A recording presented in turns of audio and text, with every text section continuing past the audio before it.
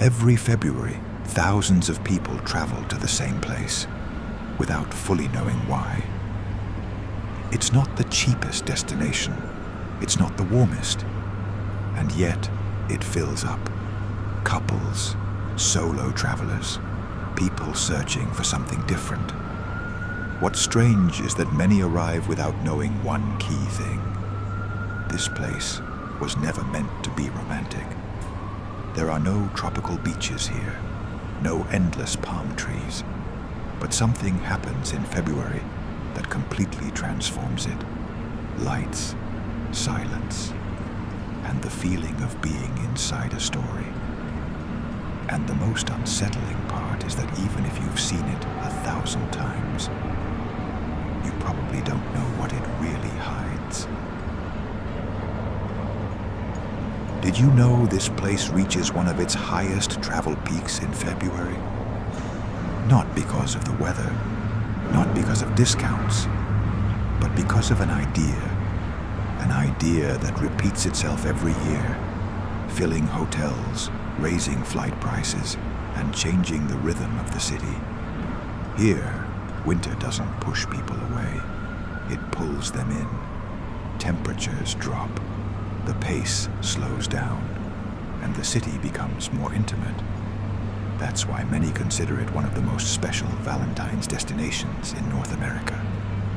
But something still doesn't add up, because this place was built for a very different purpose.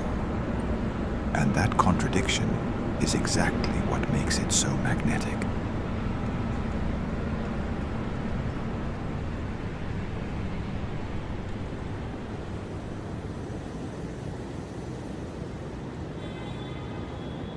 This place was born from cold, from steel, from almost impossible ambition. For decades, it stood for hard work, anonymity, and constant movement. But over time, something changed. Lights began to reflect on the water, streets filled with untold stories, and February became its most symbolic month. We're talking about New York City, the city that never sleeps, but lowers its voice in winter. In February, New York doesn't shout, it whispers. Snow-covered Central Park, bridges that feel straight out of a movie, cafes filled with conversations that will never repeat. And this is where Valentine's Day truly makes sense. New York in February isn't just a destination, it's an experience. Fewer tourists than spring, more space, more authenticity. Did you know many locals say this is the best time to truly know the city? Because it doesn't show itself. It lets you discover it. That's why every year, couples from all over the world choose this moment. Not to visit, but to become part of the story. And maybe that's why New York doesn't need beaches or heat to be one of the most romantic places on Earth. Because sometimes knowing the world isn't about going far, but seeing a familiar place at exactly the right moment. February is that moment.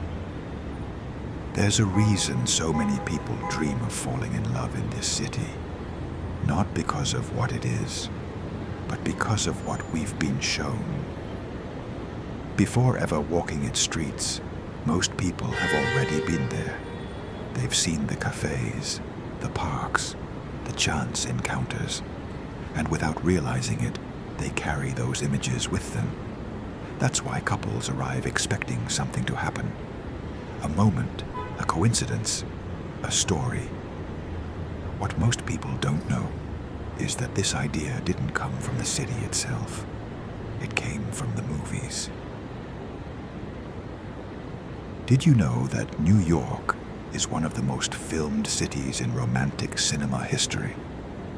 Not just as a backdrop, but as a character. A city where love always seems possible. Chance meetings on the street, late-night conversations, missed trains that change everything. Over decades, these stories built an expectation. They taught us that love doesn't need perfection. It needs timing, and nowhere represents that idea better than this city. But here's what makes it fascinating.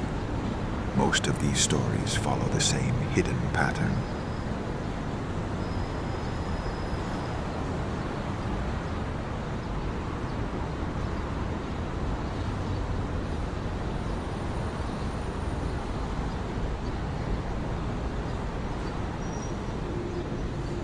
Think about it. When Harry met Sally, two people crossing paths again and again, until the city finally aligns them. You've Got Mail, a love story built on words, with New York quietly watching from the background. Serendipity, a city that turns coincidence into destiny. In all of them, New York isn't just the setting. It creates the story. Its seasons mark the rhythm. Its streets allow chance. And winter, especially February, is when everything slows down just enough for something to happen. That's why these stories still work. Because the city hasn't changed the idea. It still feels possible. Walking through Central Park in winter, crossing a bridge at night, sitting in a cafe while the city moves outside. You don't need to be in a movie. You just need to be there. And maybe that's why New York remains one of the most romantic cities in the world. Not because of what happens, but because of what could. Sometimes discovering the world is really about recognizing a story you already know and finally stepping into it.